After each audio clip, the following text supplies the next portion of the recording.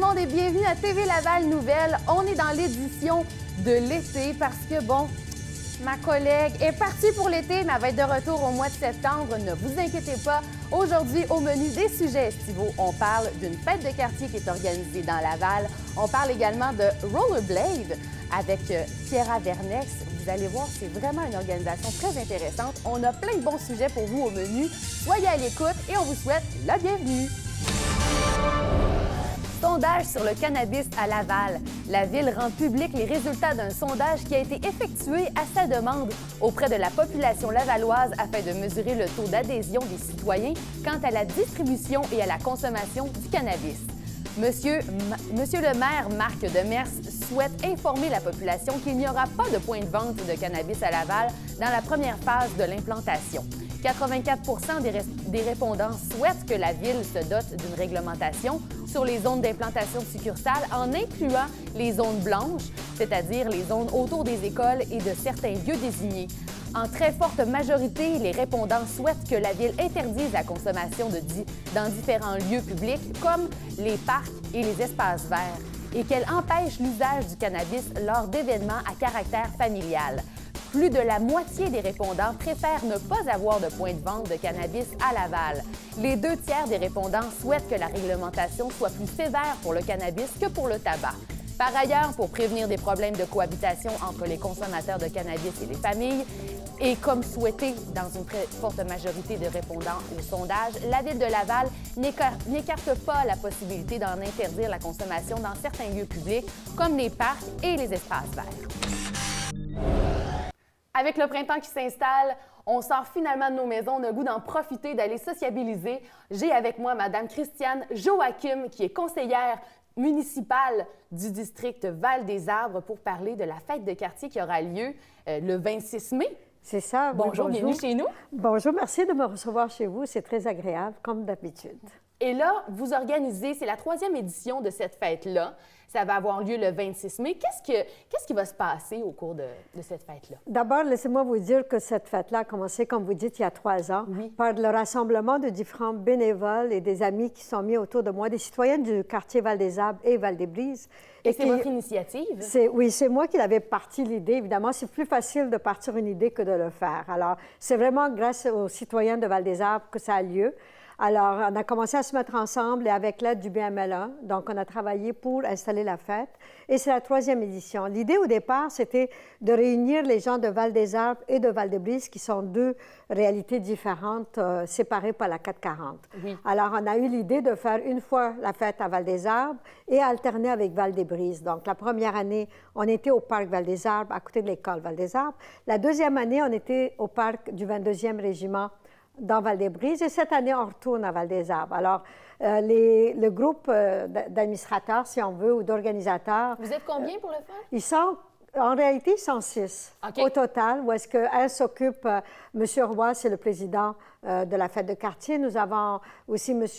Chenta qui s'occupe des commandites. On a Stéphane qui s'occupe un peu de la mise en place. Donc, chaque bénévole ou collaborateur travaille pour installer la fête de quartier. Donc, presque tout est prêt. On a une bonne chapelet de commandites. Donc, ça va bon train, là? Ça va très bon train. Nous allons avoir des jeux gonflables pour les jeunes. Oui. La première année, vu qu'on ne savait pas trop, on n'avait pas des jeux pour tous les âges. Là, on a décidé qu'il va y avoir des jeux pour les tout petits parce qu'on ne veut pas que les grands tapent sur les petits. C'est une bonne idée. Alors, nous avons des jeux pour différents âges. On a de la crème glacée. OK. On va avoir des pizzas, évidemment, qui est toujours très gagnant. On a de la pastèque ou du melon d'eau, dépendamment comment on appelle. Donc, il y a des activités qui vont avoir lieu de la danse, de l'escrime, du tennis, du soccer, des activités sportives, de quoi grignoter sans être des gros repas. Et après ça, bien, les gens vont vraiment festoyer. On a des ballons, des jeux de ballons, on a des maquillages. C'est vraiment une fête de quartier. Moi, ce que j'aime dans cette fête-là, en réalité, si je me permets, je prends oui, allez-y. C'est vraiment la réunion des citoyens. Ce n'est pas une levée de fonds. Toutefois, parce qu'il y a une levée de fonds aussi qui est jointée à ça. Une petite levée de fonds, c'est-à-dire tous les petits dollars que les gens vont donner, parce que c'est $1 pour tout, va aller à une œuvre de charité qui est le coup de crayon. Je ne sais pas si vous êtes au courant, c'est quoi le coup de crayon? J'aimerais ça vous l'expliquer justement. Oui. C'est Moisson Laval qui a parti cette initiative il y a 2 ans maintenant, où est-ce qu'ils font des sacs à dos. Oui. Avec les cahiers, les crayons, pour donner aux enfants qui n'ont pas les moyens d'avoir un sac à dos complet. Alors, parce que ça coûte tellement cher. J'en ai 2 enfants, puis oui, ça coûte cher, donc c'est le fun de pouvoir... Ça coûte très cher, mais vous savez qu'avec un petit 5 on peut aller très loin. Parce qu'évidemment, ils les subventionnent, puis tout ça, ils les aident de la ville. Alors, tout l'argent qui va être recueilli sur place va aller à coup de crayon. Alors, c'est vraiment une belle initiative. Puis, c'est les gens qui vont venir participer à la fête, les citoyens du quartier, vont vraiment débourser 1, 2, 3 dollars. Est-ce que les citoyens des autres quartiers peuvent venir aussi? Tout le monde peut venir. Tout le monde peut ceux venir. qui ont des enfants et qui veulent festoyer, parce que c'est vraiment le début du printemps. Alors, à date, il y a toujours fait beau. Alors, je mets, comme dirait ma mère, je mets à la corde à l'aise. Oui, exactement, c'est ça.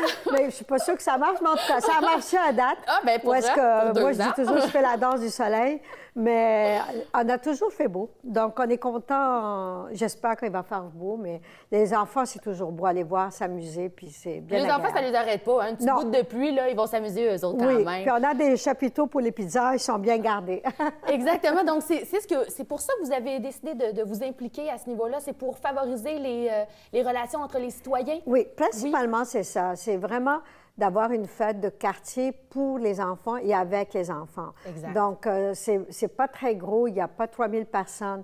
C'est vraiment les citoyens des quartiers environnants, que ce soit de Saint-Vincent-de-Paul ou du Duvernay Sud, donc qui viennent et qui s'amusent. C'est une belle activité de réseautage aussi pour les parents. Tu sais, des fois, on se retrouve, les parents, on est tout seul à la maison, puis tu sais, on perd nos amis parce que le fil de la vie, puis là, c'est une belle occasion de pouvoir D'ailleurs, tisser des si liens. on veut parler de réseautage, Oui. il y a un sous-groupe qui s'organise qu'avec l'école Val-des-Arbres. OK. Alors, eux autres, ils appellent parents et voisins de Val-des-Arbres et qui organisent une vente de garage, OK. je pense que c'est le 7 ou le 8 juin.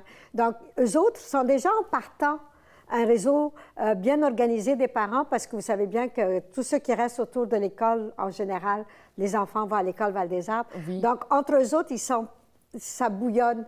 Alors, c'est aussi une bonne activité. Ils vont venir le 26 chez nous, puis nous autres, on va leur rendre visite à leur vente de garage et on va les supporter. L'entraide est beaucoup, les gens mis de se l'avant. connaissent. C'est comme ça qu'au début, quand j'ai commencé en tant que conseillère, m'a permis de connaître les gens. Ben oui. Parce que c'est difficile d'aller frapper à toutes les portes, même si en campagne électorale, il y a en campagne électorale. Tandis que là, c'est vraiment un événement pour les citoyens. Exactement. Et là, je voulais que vous glissiez aussi un mot sur l'événement des petits gourmets. Oui, ceux qui ne connaissent pas, vous devez venir, je vous invite. C'est vraiment une perle. Alors, les petits gourmets dans ma cour, c'est José Lefebvre qui habite sur cette cour-là. OK. En réalité, sa maison, en espace de 2 semaines, devient un restaurant. Ah! Alors, oui. C'est spécial. Alors, ce qui se passe, c'est qu'elle apprend aux enfants de l'école Val-des-Arbres, toutes les jeunes, à cuisiner. OK. Après ça, ils vont servir, comment faire une facture. Et tout ça est vraiment mis en place et elle a vraiment des grands frigidaires et c'est parrainé par un chef une fois par année. OK. Et les citoyens de Val-des-Arbres viennent, ils mangent dans la rue carrément avec, il y a des chapiteaux, des petites chaises, des petites tables. Et tout l'argent va au centre de pédiatrie sociale de Laval et une partie pour Laval, une partie pour la pédiatrie sociale à Montréal. Et c'est vraiment un autre événement où est-ce que ça montre, c'est des citoyens, toute la rue vont chez elles et se mettent à râper le fromage, à couper le pain, à préparer la sauce. C'est l'esprit de communauté, encore Exact. une fois, qui est mis de l'avant. Et vraiment, c'est un événement phare ça grossit tellement qu'il n'y a plus de place. Ça fait combien de temps que ça existe, ça? C'est sa 8e année. Ah oui, OK, c'est 8e sa année. 8e année. C'est très original. C'est très original, mais c'est surtout très pédagogique. Exactement. Parce que les enfants qui viennent là, ils vieillissent. Alors, au début, ils commencent par venir porter les petits paniers de pain. Après ça, ils vont servir. Après ça, ils font les de factures. plus en plus, et après ça, ils ils font ont la des cuisine, des responsabilités. Puis là, eux autres deviennent les parents futurs. Alors, on espère vraiment donner une responsabilisation aux jeunes. Et José Lefebvre est une madame vraiment géniale dans ce travail-là. Elle a parti tout seule avec ses 2 enfants, cette idée originale. Et ça montre que Val-des-Arbres est très vivant. est très vivant, puis les citoyens s'appuient mutuellement. Exactement. Donc, une collaboration. J'espère qu'à un moment donné, je vais pouvoir réussir à introduire Val-des-Brises là-dedans. Bien, on vous le souhaite, puis on vous souhaite vraiment du beau temps pour tous Merci. vos événements. Puis je Merci. vous félicite de vous impliquer comme ça. C'est vraiment beau à voir. Merci Donc, pour beaucoup. les gens à la maison, c'est le 26 mai Oui, que le ça 26. aura lieu dans le quartier. Et le 8 juillet, les gourmets dans ma cour. Eh bien, merci beaucoup, Mme Joachim. Merci. Bonne journée. Bonne journée. Ça a parti en 1984. C'est une organisation qui regroupe plein de penseurs qui ont de bonnes idées. En 2001, on a vu l'essor de l'Internet. Donc, de plus en plus, l'organisme TED a eu de la lumière et a pu, rayonner au sein du monde entier. On a avec nous le père fondateur des conférences TEDx qui ont lieu à Laval. C'est la 3e édition cette année. Bonjour, Monsieur Gildo Conte, ça va bien? Ça va très, très bien. Je suis contente de vous recevoir. Puis, avec votre entrevue, j'ai pu savoir que ça existait. Donc, j'aimerais ça que vous nous présentez qu'est-ce que c'est les TEDx. Bien, les TEDx, écoute, c'est un mouvement qui a commencé, comme tu dis, par TED. Oui. Et TED, c'était de partager des idées avec des gens qui faisaient de la recherche, aussi des gens dans le domaine des loisirs et tout ça, du design. Et ça a été vendu après quelques années, repris par un autre visionnaire anglais, M. Chris Anderson, qui, lui, a vraiment commencé à faire voyager TED. On a changé de pays, on s'est promené un peu au lieu d'être juste en Californie. Et là, la pression est devenue grande. Tout le monde voulait avoir TED chez lui.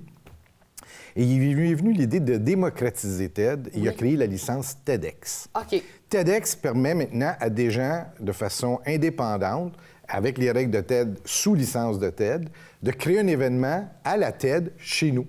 Alors donc, moi, j'ai appliqué pour avoir la licence TEDx Laval il y a quelques années. On est à notre 3e édition. Et avec les mêmes règles de TED, on crée un événement TED à Laval.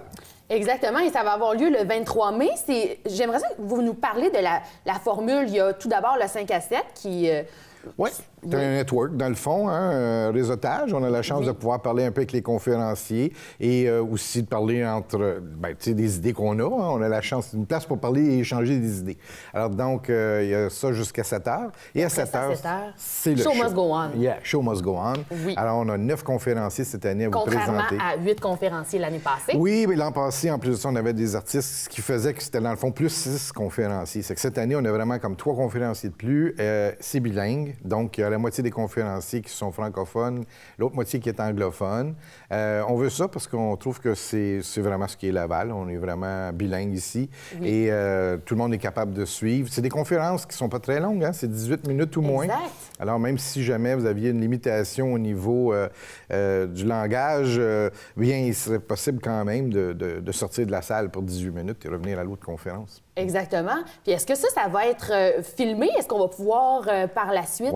Oui, OK. C'est ça la mission de TED. La mission de TED, c'est de partager des idées avec le plus de monde possible. Oui, puis ils ont réussi 360 millions de fois vus sur YouTube. C'est le plus gros client de YouTube au monde.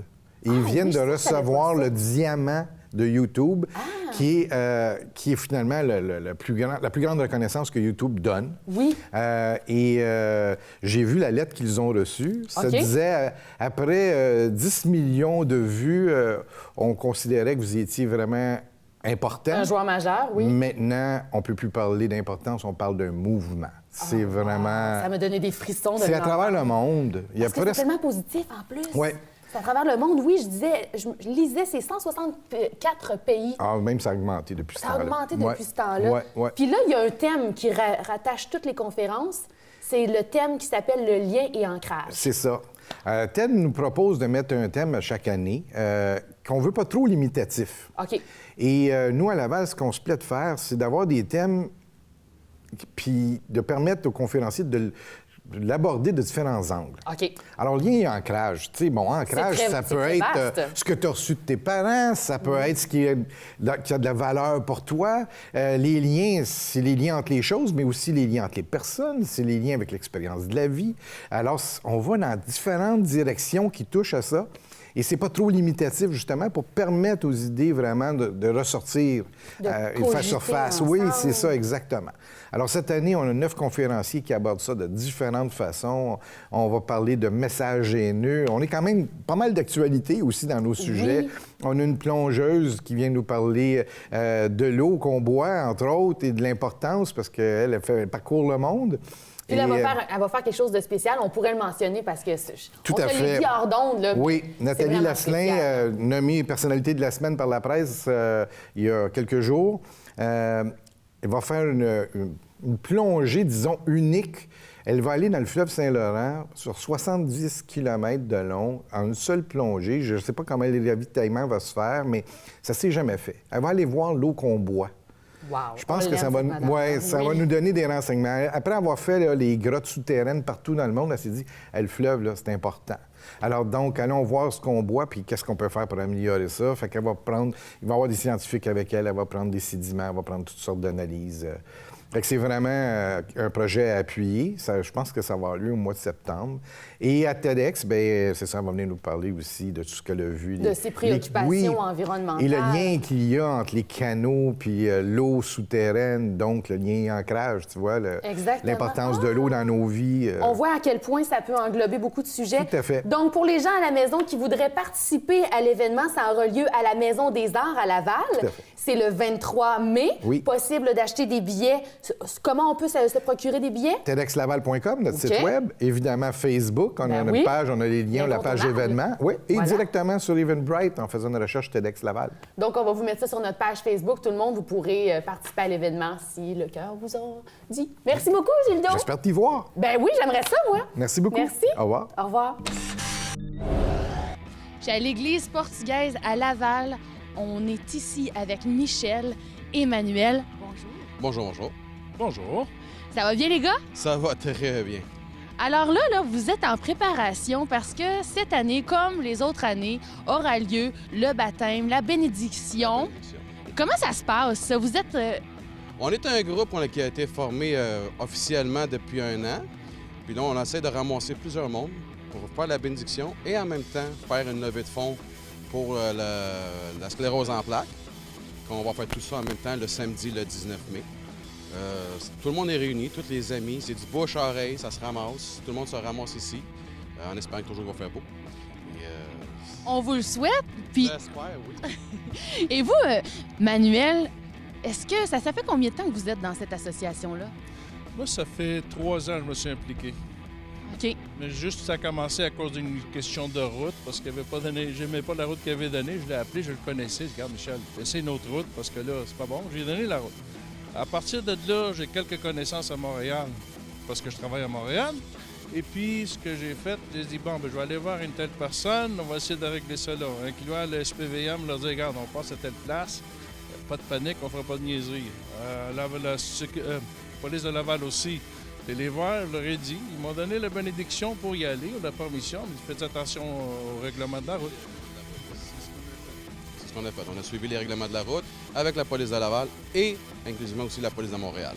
Donc, nous, là, en tant que communauté, là, quand on vous voit là, en gros groupe, là, on a eu beaucoup d'idées préconçues. J'aimerais que vous expliquiez aux téléspectateurs qu'est-ce que ça vous donne, dans le fond, de vous mettre en groupe puis de rider ensemble. C'est vraiment, en premier lieu, c'est vraiment une passion de la moto. On se réunit, on jase, on a du fun, on se donne des idées pour les prochains événements et tout, comme on pourrait faire ci, ou n'importe quel événement ou bénédiction. On se ramasse, puis c'est toutes les idées, on se ramasse plein d'idées ensemble pour pouvoir faire ce qu'on veut faire. Là. Puis tout à l'heure, Manuel, vous me parliez de l'entraide qui règne au sein de votre groupe. J'aimerais que vous me glissiez un mot par rapport à ça. OK. Ce qui se passe, c'est que chacun d'entre nous fait un métier différent. Chacun d'entre nous a des connaissances différentes. OK? Alors moi, j'ai conduit des camions. Présentement, je conduis des poids lourds, mais pour une grande compagnie. Fait qu'il y en a besoin d'un camion, je sais pas, moi, regarde, il faut que je déménage de quoi? Bon, on va aller louer ton camion, on va le conduire. Lui, j'ai besoin de lui pour une affaire de mécanique ou je sais pas quoi, ben je l'appelle. Les autres membres, c'est pareil, chacun fait quelque chose de différent. Fait qu'on se complète dans le fond. Exactement. Puis aussi, un petit fait à noter que je trouvais quand même vraiment très mignon pour vous à la maison. Vous avez marqué, moi j'aimerais tellement ça avoir ça, une veste avec mon petit surnom de marqué. Alors vous, votre surnom, c'est? Wolverine. Et vous? Et moi, c'est El Gringo. Ça fait des années qu'on m'appelle comme ça. Alors là, j'aimerais que vous nous montrez aussi, vous n'avez pas seulement un petit name tag, mais vous avez aussi votre logo. Alors, vous pouvez voir ici, mesdames et messieurs, Portuguese Canadian Road Riders. Alors, c'est des personnes gentilles. On vous souhaite une belle levée de fonds. Vous ramassez des fonds pour la cause? Cette année, c'est pour la sclérose en plaques. L'année passée, on l'a fait pour Alzheimer Laval. L'année d'avant, il n'y a pas eu de barbecue, il n'y a rien eu, juste passé de chapeau ici. C'était pour Sainte-Justine. Chaque année, on change de cause comme telle.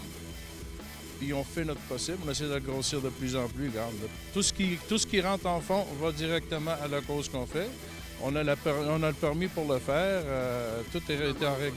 Tout le temps, avant de faire un événement, on appelle les organisations. Ils s'en occupent souvent d'appeler les organisations, les présidents de la sclérose en plaques, l'Alzheimer.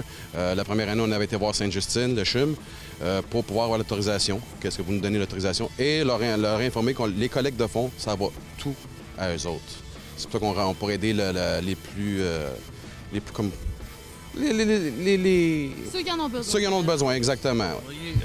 L'hiver, pas cet hiver-ci, l'hiver passé, un de nos cofondateurs, il a perdu sa mère pour l'Alzheimer. L'Alzheimer. Là, à ce moment-là, on cherchait une cause. Il dit, pourquoi on ne le ferait pas pour Alzheimer? Parfait. Là, j'ai commencé à chercher dans le téléphone pour savoir qui. Pas loin d'ici, sur l'Élénac. J'ai été les voir. J'ai pas eu un rendez-vous, j'ai été voir. Ils m'ont donné la permission de le faire avec une lettre et tout. C'est par là que c'est parti. Chaque année... C'est quoi la prochaine idée, telle chose, on agit avec ça. L'année prochaine, bien, ça sera quelqu'un qui arrive avec une autre idée, on va essayer de la mettre en œuvre. Malgré que pas juste les membres qui doivent avoir des idées, hein. On prend des idées des gens de l'extérieur aussi. Tu n'es pas obligé d'avoir ça, c'est une chose que je veux bien spécifier, tu n'es pas obligé d'avoir une moto. Ah, OK. C'est pas une question, tu as un Harley, on prend juste des Harley. Non, tu as une moto, même si c'est un scooter, tu es bienvenu. C'est pas juste une question Harley, là. Non, c'est vraiment la passion de la moto. Tu as un 2 roues, tu as un 3 roues, un 4 roues, bienvenue. Vous êtes toutes les bienvenus. Même ceux qui marchent à pied, ils peuvent venir. Vous passez, venez nous voir. Et vous avez des commanditaires aussi. Manuel, vous voulez en glisser un mot? Oui, justement, j'ai M. Gérard Tony Arujo qui, entre autres, a une moto, veut faire partie des PCRR. OK? Il était supposé s'en venir, mais là, il est en train d'ouvrir un nouveau bureau. Il ne peut pas. Okay. Lui, il donne le manger. C'est gratuit. Il ne demande rien. À la fin, ce qu'il a, c'est son papier sur reçu d'impôt. Il y a le marché ça, Benissa au 4701. 5701 4701 à Montréal, sur la rue Saint-Urbain. Il fait la même chose. Portugaise à Montréal. Et ça, il fait partie de une grande communauté portugaise de Montréal. Il fait partie des fêtes et tout ce qu'il y a. Sur le temps passant, ça fait 3 ans de suite que Benissa nous appuie. Merci beaucoup. On voudrait aussi remercier le McDonald's aussi de Terrebonne sur la rue Maudit, qui offre le café. Ils offrent le café le matin. Tous ceux qui vont partir de l'Est le matin, 1400 boulevard Maudit, le McDonald's offre le café. Okay. J'ai quelques amis dans ce coin-là qui ils vont attendre les gens. Ceux qui veulent venir vont monter ici, puis ils offrent le café gratuit en même temps. Il faut les remercier, ces gens-là, parce que sans autres, regarde, pas de marché ça, pas de M. Gérard, pas de McDo, ça n'arrive pas. On n'a plus rien, là. Donc, c'est vraiment l'entraide qu'il faut retenir dans tout ça. Ça, c'est tout du monde qui part de Terrebonne et qui vient nous rejoindre ici vers midi, le 19 mai, pour la bénédiction. Donc, on va être là, nous aussi. On va vous souhaiter de la bonne température. C'est, je vous le rappelle, le 19 mai. C'est un samedi, c'est à midi et c'est ici, à l'église portugaise de Laval. Merci beaucoup, les gars. Bien, c'est nous que vous remercions à TV Laval, Canal 09. Cette chronique sociopolitique est rendue possible grâce à Mme Monique Sauvé, députée libérale de la circonscription de Fabre, membre du bureau de l'Assemblée nationale du Québec. Avec l'ère du numérique, il y a beaucoup de choses qui changent. On a des bons côtés, on a des moins bons côtés, mais on a certainement beaucoup de changements. Il faut s'habituer vite. Puis c'est ce que les médias se sont rendus compte. Je suis avec Rarès Burlacu pour parler de ce qui s'est passé tout récemment. La presse a donné une grande annonce. Puis là, on lit la grande annonce. Comment on se positionne? Pouvez-vous nous expliquer ce que ça signifie? Oui, effectivement, Jessica, vous aviez tout à fait raison. C'est ce qu'on voit présentement, c'est un changement sans détour. La grande institution qui constitue pour nous tous la presse qui existe depuis la fin du 19e siècle, voilà. Il vient de changer encore une fois le modèle. Après avoir passé à l'ère numérique, on a la presse plus sur la tablette il y a quelques 4 ans. On a tous vu la grande nouvelle, la transformation de la presse d'une autre l'entreprise vers un statut d'une organisation sans but lucratif. Donc, c'est ça le grand changement. Qu'est-ce que ça implique pour démystifier? Tu sais, c'est difficile pour les gens qui sont peut-être pas nos téléspectateurs qui sont peut-être pas dans cette industrie-là de comprendre c'est quoi le changement dans le Vous avez bien mentionné le nom industrie. Alors, ça veut dire qu'avec les médias dans le temps, on faisait du profit. Bon, on connaît Québécois, la presse, ainsi de suite, pour parler juste de qu'est-ce qu'on a ici au Québec. Donc, on passe d'un modèle, d'une business basé sur des profits, sur des bénéfices pour les propriétaires de l'entreprise, à un modèle où, dans une ESBL, notamment par cette abréviation ESBL, c'est sans but lucratif. Ça veut dire qu'on n'a plus le droit de toucher des profits. Donc, tous les revenus qui sont générés par l'entreprise doivent rester dans le compte de l'entreprise pour effectuer des dépenses, payer des salaires, développer éventuellement le modèle, mais il n'y aura plus de propriétaires parce qu'une organisation comme telle, ça se gère par un conseil d'administration dans lequel il siège des personnalités indépendantes. Il y a plus de gens, dans le fond, qui vont bénéficier de...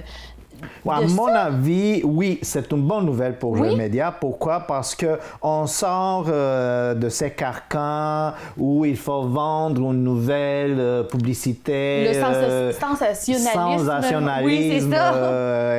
Info entertainment, notamment pour vendre les journaux.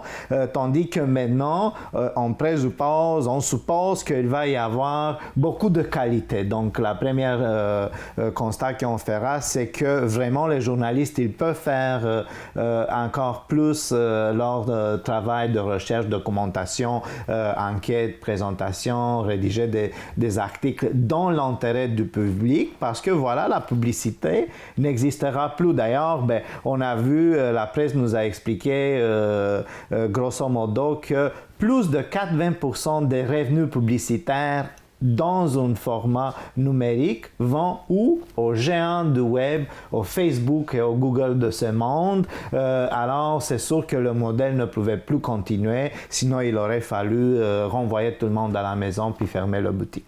Puis là, vous me parliez hors d'onde de la grande étude de marché qui a été faite, là. Puis on s'est rendu compte que ça a été une grande étude de marché qui a été coûteuse. On parle de des millions de dollars. Des millions de dollars, pratiquement, c'était la presse, avant de passer de l'imprimé à numérique, avec l'aide de HOC, les cerveaux très brillants, ils ont travaillé notamment pour mettre en pratique ce nouveau modèle. Donc, il y a 10 ans, ils ont commencé. Maintenant, ils se sont rendus compte que même les pensées, les lignes philosophiques qu'il y avait pour ce développement il y a 10 ans, c'est plus valable. C'est désuet. Fait qu'on est rendu tellement vite, comme vous aviez mentionné lors du début de l'émission, qu'on n'est plus là. Fait qu'il faut penser à un autre modèle. Puis finalement, la presse, via une société de fidéusants, il va contrôler, si on pourrait dire comme ça, la nouvelle type d'organisation, l'ESBL. Mais ça veut dire que les grands propriétaires, la famille Desmarais, ne sera plus là dans les prochaines années. Wow, quel grand changement. Puis tu sais, c'est un beau changement aussi, à mon avis, pour nous qui sommes les consommateurs de ces nouvelles-là. Et je pense que d'emblée, c'est mon opinion, là, mais je pense que d'emblée, les gens sont tannés de ce voyons, c'est un gros mot. Oui. Sont tannés de la nouvelle spectacle. Oui. Sont tannés d'ouvrir à la maison ce que ça veut dire là, pour démystifier encore plus. Oui. Ils sont tannés de cliquer sur un titre, exemple, comme tu me mentionnais tantôt, la bombe atomique a tombé, là, tu cliques là-dessus, là, tu penses que tu vas te faire penser. Non, c'est une chicane entre deux politiciens. Ben voilà, donc on assiste vraiment, probablement, on l'espère en tout cas, à la fin de tout ça. À la fin de tout cela, pourrait donner effectivement au public là, une information de qualité, qui l'aide à chercher par la suite à prendre des décisions en ce qui le concerne. À développer son sens critique. Analyse critique, voilà qu'est-ce qu'on a besoin avec toute la rapidité avec laquelle les choses se passent avec les médias numériques. Merci tellement, Rarès, de nous démystifier tout ça. On comprend tout maintenant grâce à toi. Merci, au plaisir. Merci. L'argent fait le bonheur. L'argent, hein? Quel sujet infini. On pourra en parler pendant longtemps. Puis on se demande, est-ce que c'est encore possible de faire de l'argent en immobilier? On a avec nous Alex Hadou pour en parler. Bonjour, Alex. Bonjour, ça va bien? Ben oui, ça va bien. Puis Ça toi? va bien. Oui, ça va bien. Puis à toi, là, d'emblée, là, c'est-tu encore possible de faire de l'argent avec l'immobilier? Ben, écoute, c'est possible, mais tout dépendant de sa stratégie, dans le fond. Quoi faire? Tu sais, sur quoi s'aligner, là. Ouais. Faut avoir un plan de match, là. Faut pas juste se précipiter en immobilier puis dire, hey, je vais faire de l'argent puis acheter n'importe quoi, là. Non, c'est ça. Ça a beaucoup évolué. Hein? Ça a beaucoup évolué, ça a beaucoup été réglementé. Il y a beaucoup de monde qui le font. Fait que, tu sais, il faut savoir, dans le fond, mettre ses bonnes cartes pour faire de l'argent puis savoir quoi faire comme stratégie, là. Puis là, s'il y a une personne à la maison qui se dit « Moi, j'aimerais ça, faire de l'argent en immobilier, là. » Le step one, là, la première étape, là, comment on fait pour mettre la table à une stratégie? Qu'est-ce que tu conseilles aux gens? Premièrement, dans le fond, il faut savoir qu'est-ce que vous voulez faire exactement. Ouais, OK. Tu sais, c'est-tu faire un flip? C'est-tu acheter une propriété, l'habiter une couple d'années, puis par la suite la revendre? Tu sais, c'est-tu acheter une propriété à revenu? Tu sais, il y a plein d'avenues, dans le fond. Il faut savoir, dans le fond, sur quoi s'enligner. Exactement. Puis concernant les flips, là, on dit flip, là, on dirait que ça a de l'air vite fait, bien fait, là. Mais y a-t-il des faux pas? Y a-t-il des conseils que vous pourriez donner aux auditeurs? Bien, c'est sûr que oui. Parce que, oui, c'est sûr. Hein? Tu sais, les flips, ça peut être super bon comme ça peut être super mauvais. Ouais. Tu sais, premier conseil, je vous dirais, magasinez votre propriété, mais faites dans le fond le profit à l'achat. Ah, OK. Ouais. Donc, négocier. Négocier de un, mais de deux aussi. Tu sais, évitez de la payer trop cher. Parce que si vous la payez trop cher, votre flip devient un flop. Oh, exactement. C'est super important. Puis, tu sais, exemple, moi, j'ai acheté une propriété, puis il y avait beaucoup de valeur ajoutée marginale qu'on appelle. J'aimerais qu'on parle de ça, justement.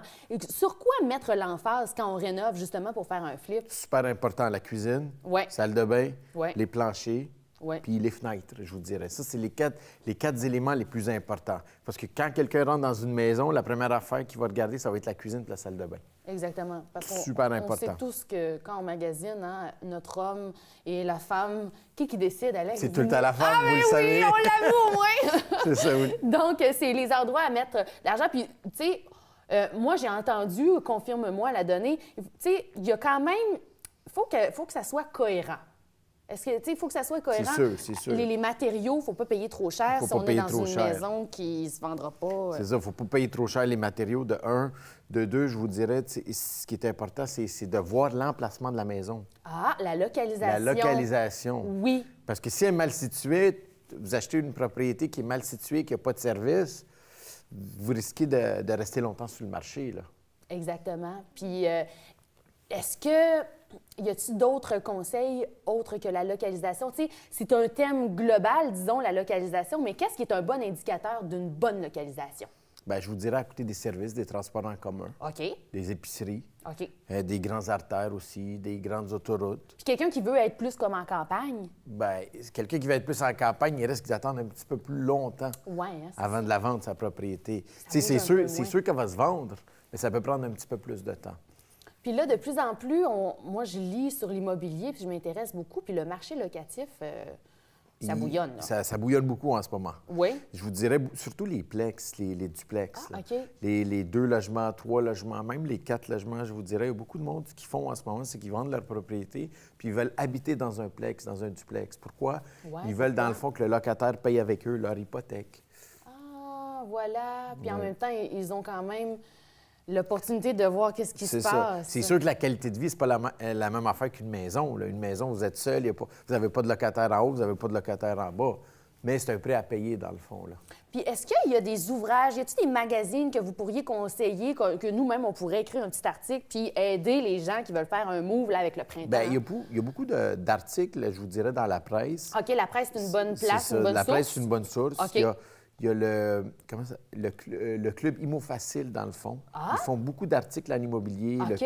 Le club des investisseurs immobiliers. OK. Tu sais, ils donnent la bonne information, je vous dirais, puis ça aide à vous guider, à vous diriger dans quel type de produit immobilier vous voulez faire, c'est quoi votre stratégie. Exactement. Puis aussi, j'imagine que ça dépend de ton degré d'implication. Effectivement. Parce que c'est un bricoleur. C'est ça. Mais si on fait ça à temps partiel, on dit « Ah, moi, j'ai 2 jobs, plus je veux faire de l'immobilier », je sais pas, vous risquez un petit peu de vous heurter contre le mur. Pourquoi? Parce qu'il faut prendre du temps, il faut mettre du temps, là, si vous voulez réussir en immobilier. Oui, surtout avec l'univers du locatif, là. On pense qu'on achète ça, B-I-N-G-O, bingo, comme on dit, tu sais, puis le tour est joué, on fait plein d'argent, mais finalement, ça prend un investissement de temps. C'est vrai, ça prend un investissement de temps, ça prend de l'argent aussi. Tu sais, il faut s'en occuper, la propriété. C'est pas juste acheter un triplex puis attendre, dans le fond, là, attendre que les locataires nous payent. Tu sais, il faut l'entretenir, la propriété, il faut s'occuper de ses locataires. Moi, je me dis, les locataires, il faut les voir comme nos clients. Il ne faut pas mal s'en occuper, il faut bien s'en occuper. C'est nos clients, c'est eux autres qui nous payent un loyer, là. Exactement. Puis il y a aussi moyen de faire des regroupements d'investisseurs. Effectivement, tout dépendant de la grandeur du bloc que vous voulez acheter, l'immeuble. Mais oui, il y a beaucoup de monde, dans le fond, qui s'associe pour acheter un immeuble de X nombre de logements, tout dépendant là, de l'objectif de l'immeuble, du nombre de logements. Exactement. Puis en ce moment, est-ce qu'il y a des tendances? Y a-t-il quelque chose que vous aimeriez souligner pour les téléspectateurs? Y a-t-il des tendances qui s'en viennent à surveiller? Bien, écoutez, là, en ce moment, les tendances, je vous dirais, c'est que c'est le high season. Oui. Tout le monde achète puis vend. T'es occupé, là? Je suis très, très occupé. Oui, Ce qui compte, c'est qu'il faut se dépêcher parce que ça se peut que les taux d'intérêt montent bientôt, là. Oh! C'est ça. Fait que ça se peut que les taux mais d'intérêt... on en entend beaucoup parler, puis là, ça se passe jamais, là. Oui, mais là, ça va se passer bientôt. Ils ont monté dernièrement. Là, ça se peut qu'ils montent à nouveau. Drastiquement? Bien, pas drastiquement, je vous dirais, mais moi, j'ai entendu dire que la Banque du Canada va monter son taux directeur. Ce qui risque de se passer, c'est que toutes les autres banques, dans le fond, vont monter leur taux d'intérêt, là. Parce qu'ils n'auront pas le choix de suivre. Ils n'auront pas le choix de suivre, effectivement. Bon, mais c'est très, très enrichissant. Merci beaucoup, Alex, d'être avec toi. nous autres. Merci à Puis toi. bonne saison! Bien, merci. 5 médailles pour Jennifer et Megan à Montréal. Jennifer Abel et Megan Benfetto ont fait plaisir à leurs partisans en raflant 5 médailles dans le cadre de la 3e étape des séries mondiales de la FINA à Montréal, qui a eu lieu du 27 au 29 avril. La plongeuse Jennifer Abel a complété un tour du chapeau devant parents et amis au centre sportif du Parc olympique. L'athlète de 26 ans de Vimont a uni ses efforts à ceux de François Imbeau-Dulac pour gravir la plus haute marche du podium à l'épreuve du tremplin de 3 mètres synchro, clôturant en beauté cette compétition d'envergure. Il s'agissait de la première médaille d'or du tandem Abel-Imbeau-Dulac en série mondiale depuis le début de l'année. Megan Benfetto a aussi connu sa part de succès devant sa famille. Megan et Nathan Zombar-Murray ont obtenu la faveur des juges avec un pointage de 322,08, rappelant la médaille d'or à l'épreuve de la tour synchro mixte le 28 avril dernier. Il s'agissait de la 2e médaille de la journée pour Benfetto, qui avait également remporté le bronze aux 10 mètres. Avec l'avenue du beau temps, on fait des sports d'été, c'est le fun. Mon sport préféré, c'est le patin à roues alignées. Et j'ai avec moi Pierre Avernex, qui est la porte-parole de VRL, le club de patin à roues alignées, pour venir nous parler de cette organisation-là et de plusieurs événements aussi. Oui. Donc, le rollerblade, maintenant, on peut le voir, on peut voir des épreuves aux Jeux olympiques de la jeunesse. Oui. Ça aura lieu à Buenos Aires. Oui. La vitesse de pointe, vous m'avez mentionné que c'est 60 km/h. Ça va... 76 km, mais pas nécessairement pour les jeunes. Oh, OK. Aux Jeux olympiques de la jeunesse, ce sont 24 jeunes qui vont être choisis OK. de différents pays. 12 gars, 12 filles. Et c'est la première fois? C'est la première fois aux Jeux olympiques de la jeunesse. On ne parlera pas des Jeux olympiques pour le moment. Ah, d'accord, parfait. Oui. Et une petite précision, Rollerblade, c'est une marque. Oh, OK, c'est ça. Donc, c'est patin à roue alignée. Patin à roue alignée. Oui, ou patin à roulette, ou patin à roue alignée. Puis en anglais, comment ils mentionnent ça? Inline. Ah, OK, Speed inline. skating ou roller. Ah, OK, merci pour les informations. Je vous en prie. Et là, vous vouliez faire un petit retour sur la Coupe VRL. Oui, parce que le club VRL vient de terminer sa saison en intérieur. On était en intérieur depuis le mois d'octobre. Oui. Alors, c'est comme un peu le dessert. On fait une compétition amicale. Mais cette année, il y a eu au-dessus de 60 participants qui sont venus. Quand même. Et la moitié étaient de jeunes enfants, des tout-petits de 3 ans. C'était beau de les voir aller. Le 28 avril, c'est ça, on a eu cette compétition-là. Et c'est la première fois que le club VRL accueillait des patineurs de si haut niveau. Des Colombiens, des Français, il y avait des Canadiens, il y avait des Américains, il y avait des Chinois. Le niveau de patinage de qualité était superbe. On a eu droit à des courses endiablées, des duels, et les gens applaudissaient les tout-petits, comme les gens plus âgés, les maîtres et les gens seniors. Les gens peuvent aller voir sur le site du Club VRL pour voir des photos et les vidéos. Ah, OK, intéressant. Voilà. Donc, très intéressant. Les gens à la maison, on va tous vous marquer les adresses. On vous mettra sur la page Facebook également. Et là, à venir, il y a plusieurs événements à venir. Oui. Il y a beaucoup de vie là-dedans, là. Il y a beaucoup de vie, là, parce qu'il y a beaucoup de choses qui se passent. Alors, c'est en train de revenir, de grossir, etc. Ce qui s'en vient présentement, c'est le 2 juin, au Centre de la nature à Laval, le Grand Prix VRL en extérieur. Donc, pour une première fois cette année, il va y avoir une course sprint, un tour de 700 mètres. Après, il va y avoir les distances de 10 km et de 21 km, et aussi des petites distances pour les petits. OK, ça doit être cute. Ça, c'est le préparatoire. Mais l'événement majeur du club VRL, c'est le marathon. Vous avez des beaux T-shirts partout ici. Oui, mais ça, c'est le marathon de Laval. En 2018, ça va être la 3e édition. Il y a déjà eu des marathons. Et je sais que vous allez le montrer à l'écran. Oui. Mais je montre vite, là, juste pour dire que c'est une carte mondiale Pro Roller Tour. Et qu'est-ce qui est important, c'est que le Canada, vous représentez le seul... Bien, ce sont tous les marathons à travers le monde. Exactement. Ici, de roller. Oui. Et si on regarde bien la carte Canada, le marathon de Laval est le seul. Au Canada. Au Canada. Fun, alors, on a ça chez nous. Venir. Ben oui, ça doit être impressionnant à voir ça. Et sur la carte qu'on vous montrera après, il y a des noms qui sont en rouge, et ça fait partie de la Coupe mondiale roller. OK. Alors, les patineurs élites de haut niveau, pour ramasser des points au nombre de courses qu'ils font, doivent aller le plus possible. Donc, éventuellement, on aimerait bien que le marathon Laval fasse partie de la Coupe bien, on se le souhaite. Quelle fierté. Moi, j'aime assez ça, le patin wallonnier. Oh, on vous y attendra au club. Bien oui, je suis très curieuse. Je suis très curieuse de voir ça. Donc, pour les informations, il y a aussi un camp d'été? Il y a des camps d'été. Bon, il y a pour le moment, entre-temps, avec le Grand Prix VRL et le marathon, entre-temps, il y a les cours, les entraînements pour tous les niveaux. Enfants vitesse, qui est tout nouveau cette année. On a déjà pas loin d'une quinzaine de jeunes enfants vitesse, il faut les voir aller. Ils chaussent les petits patins aussi de vitesse. Et adultes qui commencent, adultes plus performants, loisirs et le volet vitesse. Puis enfants, ça commence à partir de quel âge? 4 ans. 4 ans sont assez forts pour le faire, d'accord? Oui. Et ils sont encadrés, j'imagine? Bien oui. Bien certainement. Hein? Il faut pas le choix. Ça. Et ensuite, il y a... Les mercredis? Oui. Il y a les randonnées? Oui, les randonnées tous les dimanches. Ça a commencé pour des gens loisirs qui veulent juste rouler. Chaque dimanche, le matin à 10 h, avec Olivier Jean-Baptiste. Le dimanche passé, c'était au circuit Gilles Villeneuve. Ensuite, ça va être Parc Maisonneuve. On va se promener un peu partout. De belles pistes. Grande-Bienne, Canal Soulanges, Canal Beauharnois, la piste du Petit Train du Nord. Donc, c'est là le dimanche pour les gens qui ne veulent pas nécessairement performer vitesse. Donc, 15-20 km/h. On se balade en groupe, en toute sécurité. Et je suis la carte les mercredis soirs. Ça, j'ai vu plein de lumière dans vos yeux, là. Ben, tout le monde, entre guillemets, tout le monde a entendu parler des mardis cyclistes de la Chine, qui existent depuis un bon bout de temps.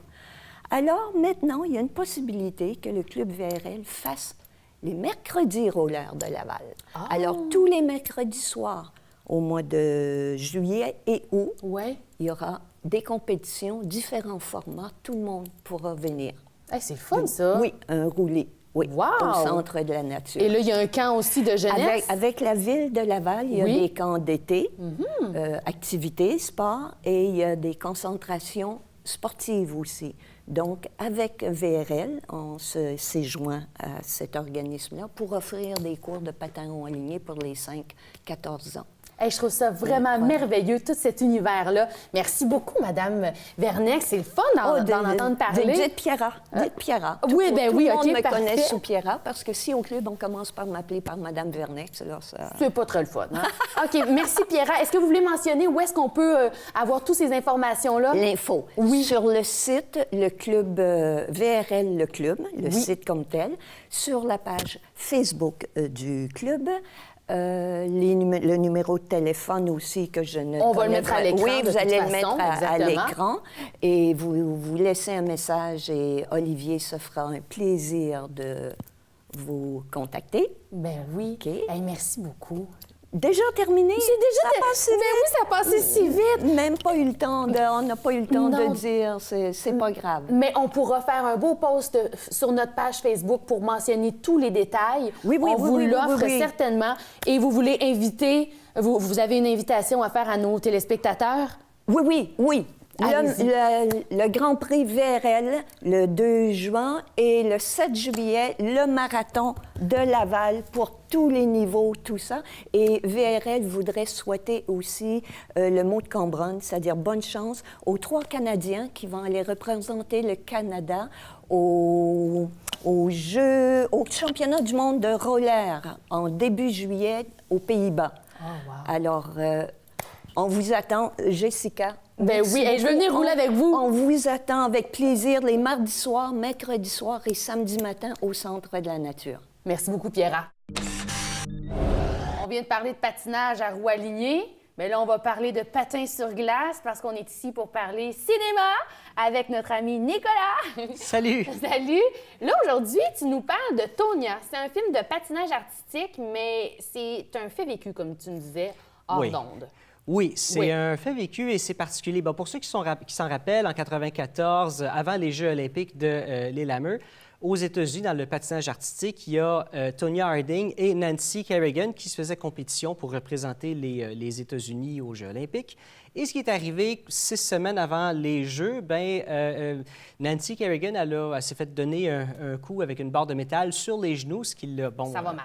Ça va mal à la chatte. Ça va pas très bien. Et finalement, on s'est rendu compte que c'est un complot qui remonte jusqu'au mari de Tonya Harding. Et ce film-là raconte un peu cette histoire-là. Et ce qui est particulier, c'est que, tu sais, c'est très dramatique comme film parce que l'histoire de Tonya Harding, elle est très dramatique. Elle se faisait battre par sa mère, son conjoint la battait régulièrement. Elle était vraiment entourée de personnes très mesquines. C'est terrible, tu sais. À un moment donné, on la voit comme son mari là-bas, et là, on voit un flashback de elle, puis c'est elle qui parle aux spectateurs pendant le film. Elle nous explique un peu son parcours. Donc, il y a un peu de narration durant le film. Oui, tout à fait. Il y a quand même beaucoup de narration de sa part. Okay. Et là, tu sais, pendant qu'elle se fait battre par son mari, un flashback d'elle qui se fait battre par sa mère. Et là, elle qui dit « Ma mère me bat, elle m'aime. Mon mari, il me bat, il m'aime aussi. » C'est ça. Mais tu sais, c'est terrible, ça, surtout que c'est un fait vécu, mais c'est présenté comme une comédie noire et ça marche très bien. C'était... Je ne sais pas comment ils ont réussi ça, mais en tout cas, une comédie noire basée sur un fait vécu qui est tout sauf... Sentimental aussi, sentimental, mais c'est quand même assez terrible au niveau sentimental parce qu'elle est amoureuse d'un gars qui la bat régulièrement. Elle, disons qu'elle a un certain caractère aussi. Tous les athlètes, ça se passe beaucoup à l'intérieur de la tête, comme on dit. Donc, c'est sûr qu'elle a un caractère, mais elle était prête à accepter des choses... Oui, parce qu'elle connaissait rien d'autre. Elle vient d'un milieu assez défavorisé. Et on voit un peu tout son vécu pour en arriver là, pour la compétition aux Jeux olympiques et comment son mari a comploté. Est-ce qu'elle en a fait partie? C'est pas tout à fait clair parce que le scénariste, ce qu'il a fait, il a interviewé chacun des acteurs principaux de cette histoire-là. Et ce qu'il a dit, lui, c'est « Garde, je donne la version des faits un peu de tout le monde, comme ça, le public se fera sa propre idée. » Et ça marche très bien là-dessus, je trouve. Donc, le point de vue du réalisateur et de l'écrivain, finalement, c'est de ne pas avoir de point de vue. C'est ça?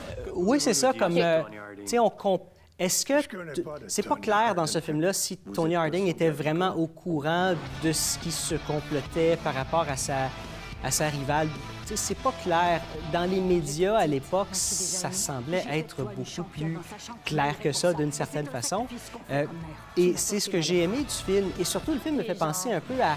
Les personnages me font penser un peu à Fargo, tu sais, des gens un petit peu imbéciles, mais qui essaient de faire de leur mieux, qui viennent d'un certain milieu, tu sais. On retrouve ça dans ce film-là aussi. Ça aurait été un film des frères Coen, ça aurait été une histoire de fiction, ça aurait été parfait. Et même que Margot Robbie, celle qui interprète Tonya Harding, elle savait même pas que c'était un fait vécu. Elle a lu le scénario, elle l'a aimé. Quand elle a appris ça, bien là, elle a rencontré Tonya, elle s'est pratiquée intensément, puis on voit qu'elle est très bonne en patin. Elle est très crédible, son jeu passe. Parce que moi, je ne l'ai pas vu, le film, j'ai juste regardé la bande-annonce. Écoute, elle est très bonne. C'est magnifique comment c'est fait, là. Elle est sur la glace, la caméra la suit tout le long. C'est sûr photo est très belle aussi sur ce film-là. Ben oui. C'est sûr qu'il y a certaines coupures parce qu'il y a certaines choses que Tonya Harding faisait que Margot Robbie n'est pas capable de faire, là, des choses qui l'ont ramené direct aux Olympiques, là, on s'entend. Mais c'est super bien fait, même que, bon, il y a eu une nomination aux Oscars pour le montage. Margot Robbie a eu une nomination comme meilleure actrice. Et c'est celle qui interprète sa mère, l'actrice Allison Janney, qui a gagné l'Oscar de la meilleure actrice pour un rôle secondaire. Oui. Et elle est tellement bonne dans son rôle. Et ce qui est drôle, c'est que le scénariste la connaissait depuis très longtemps et il a écrit ce rôle-là pour elle. Ah ouais? À un moment donné, quand t'es ami, tu sais, OK, je vais écrire un rôle pour toi, bien, tu sais, ça... Wow, hein? Quand on dit tout est une question de contact, bien, dans ce cas-là, c'est le cas. Oui, bien, c'est ça. Mais tu sais, c'est un tout petit film. Tu sais, 11 millions de dollars. C'est pas un gros budget, c'est ça? C'est très petit comme budget et c'est fait... c'est magnifique comme film. C'est un de mes coups de cœur des films de 2017, là, c'est sûr, là. Oui, mais je t'avouerais, là, comme on se disait hors d'onde, j'étais quand même un peu étonnée. Ça fait pas longtemps qu'on se connaît puis qu'on parle de cinéma ensemble. Mais tu sais, on a parlé des gros blockbusters dans les semaines précédentes. Puis là, que tu nous amènes un film avec un peu moins de budget comme ça, je me disais, il doit avoir quelque chose de spécial, ce film-là. Donc, tu confirmes. Ah, l'humour noir, c'est quelque chose que j'adore aussi, tu sais, mais... C'est dur de réussir de l'humour noir. Ah, c'est pas évident. Bien, l'humour, en général, c'est parmi ce qui est le plus difficile. De l'humour noir... avec quelque chose, avec un fait vécu qui est tout sauf drôle, c'est un exploit rendu là. Oui, c'était sa passe ou sa casse, là.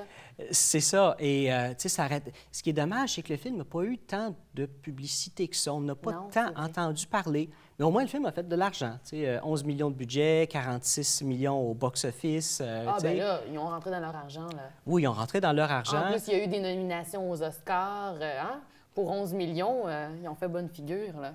Tout à fait. Puis en plus, Margot Robbie, c'est une des productrices du film. Puis elle commence à produire des films aussi. Donc, tu sais, c'est une actrice que j'adore. Elle est super belle. Elle pourrait juste aller dans des rôles, dans des rôles clichés qu'on connaît tous. Puis elle pourrait se faire une carrière là-dessus. Puis au lieu de ça, elle essaie... des sentiers battus, exactement. J'adore ça. Puis en plus de s'impliquer à ce point-là dans ce projet-là, en produisant le film, elle est une des productrices. J'ai vraiment hâte de voir ce que l'avenir lui réserve, mais donc, des très bons choix de carrière. Merci beaucoup pour cette suggestion de film-là. On vous le conseille à la maison. Merci, Nicolas. Represent. Yes!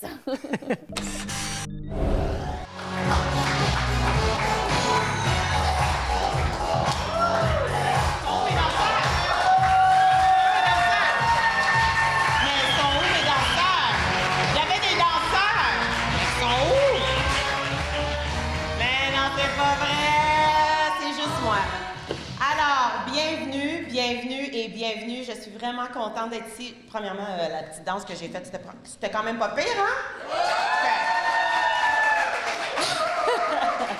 Alors, bienvenue au lancement du festival. This is so exciting. Laval en rire, Festival Laval Laughs. Le premier lancement, c'est excitant pour Laval.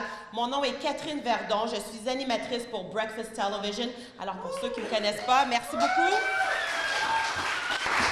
Alors, à ce moment, j'aimerais appeler au lutrin, the man of the hour, yes, Monsieur Luigi Morabito, producteur fondateur du festival Laval en rire.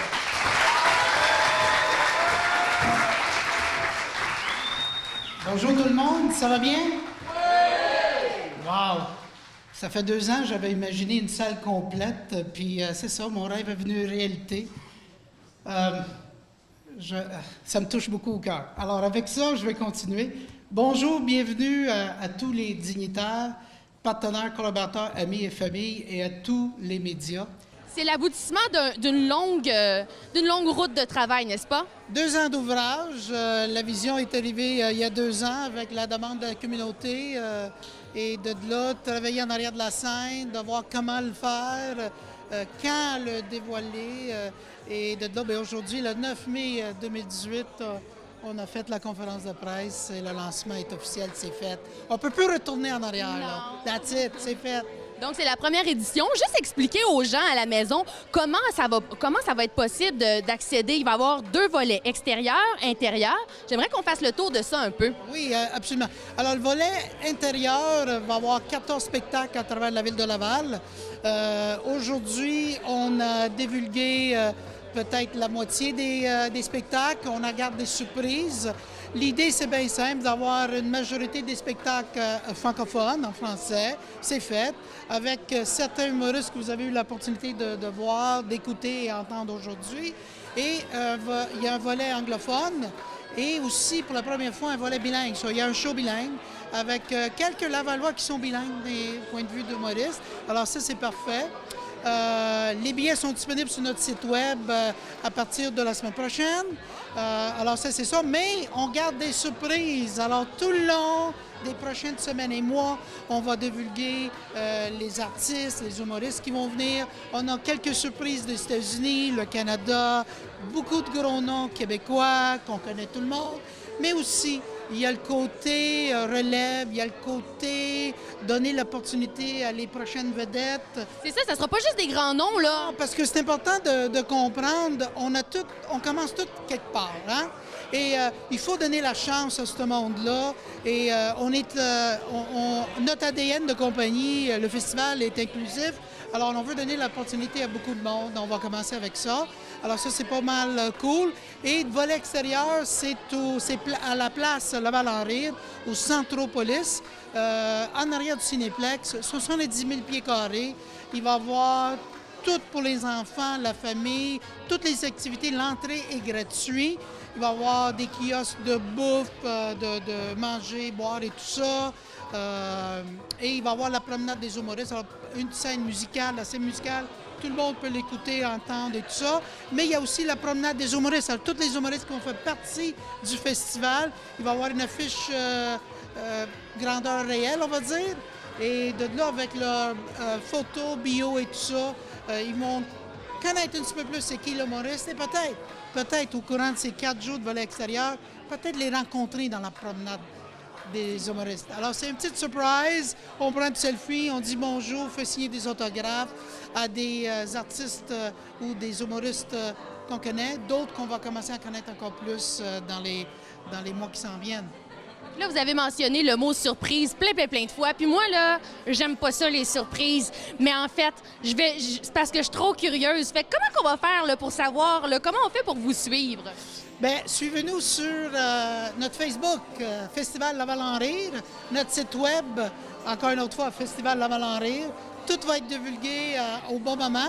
On va regarder notre cachet Lavallois surprise pour tout le monde. Et on invite tout le monde de Montréal et les alentours de venir à Laval, vivre l'expérience. On est du monde accommodant, on est du monde souriant, puis on aime rire. On a la preuve et on a Laval-en-Rire maintenant. Hey, merci beaucoup. Merci à toi. Merci beaucoup. Et maintenant, je vais faire ma petite danse encore. Voici, mesdames et messieurs, the official jingle of Festival Laval-en-Rire, Festival Laval Laughs.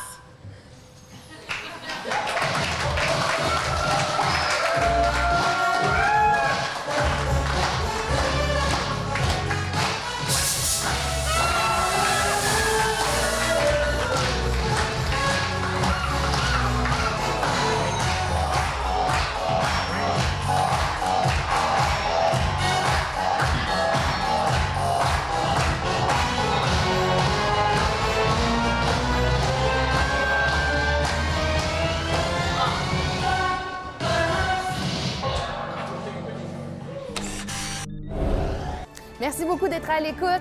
Je vous rappelle, le bingo a toujours lieu le dimanche matin à 9h30. Au total, 3 500 $ à gagner, dont 2 500 $ pour la carte pleine le dimanche matin. Bingo! Bonne semaine, tout le monde.